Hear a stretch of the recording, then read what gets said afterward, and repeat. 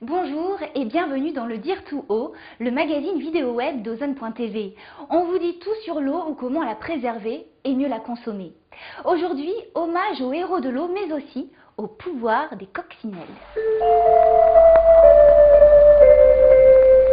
Rappelez-vous, 1,5 litre d'eau par jour, c'est la quantité d'eau recommandée pour un adulte sédentaire en milieu tempéré, c'est-à-dire vous.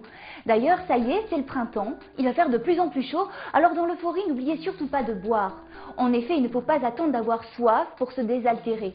Sachez-le, quand vous êtes déshydraté, vos facultés mentales, tout comme votre capacité de concentration, diminuent. À retenir aussi cette étude publiée dans le Journal of Psychophysiology qui nous révèle qu'en cas de déshydratation, la fréquence cardiaque et la température corporelle augmentent. L'hyperhydratation, en revanche, elle, améliore la mémoire à court terme de manière significative.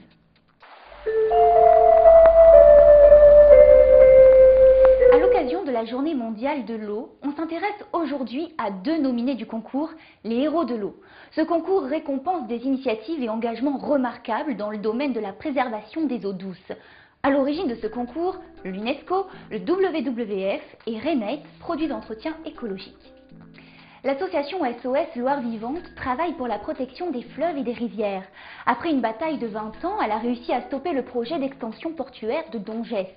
Finalement, 2600 mètres de rives naturelles de l'estuaire ont été protégés et une réserve naturelle nationale a été créée. Résultat, ça a permis une nette amélioration de la qualité de l'eau. Dans la catégorie carrière professionnelle, nous attirons votre attention sur Christian Bouchardy. Passionné par la loutre, il s'est battu pour créer des aménagements pour la faune, dont des barrages ou sous des autoroutes. Son objectif, permettre la recolonisation de cette espèce emblématique des rivières et la préservation de son habitat. Pari réussi. En plein cœur du parc thermal de Vittel, découvrez le site Les Jardins de la Terre. C'est un espace de 3 hectares dans lequel Roland, créateur jardinier, n'utilise aucun produit de traitement chimique ou biologique pour un total respect de la nappe phréatique et de l'environnement.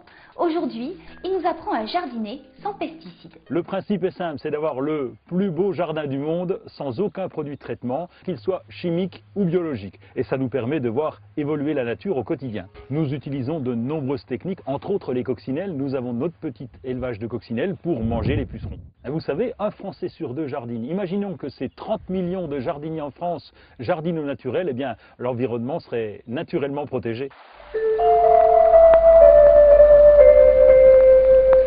Aujourd'hui, on termine avec les images d'équipes en compétition du concours vidéo organisé par les rencontres parisiennes Eau et Cinéma qui ont lieu au pavillon de l'eau jusqu'au 25 mars. L'eau à Paris, c'était le thème de ce concours, primant des vidéos de moins d'1 minute. En compétition, des œuvres amateurs pleines de lyrisme où l'on reconnaît bien nos chers monuments parisiens, mais aussi des vidéos rigolotes, parfois même un peu psychédéliques, pourquoi pas, et enfin des courts-métrages contre le gaspillage, car oui, il en faut.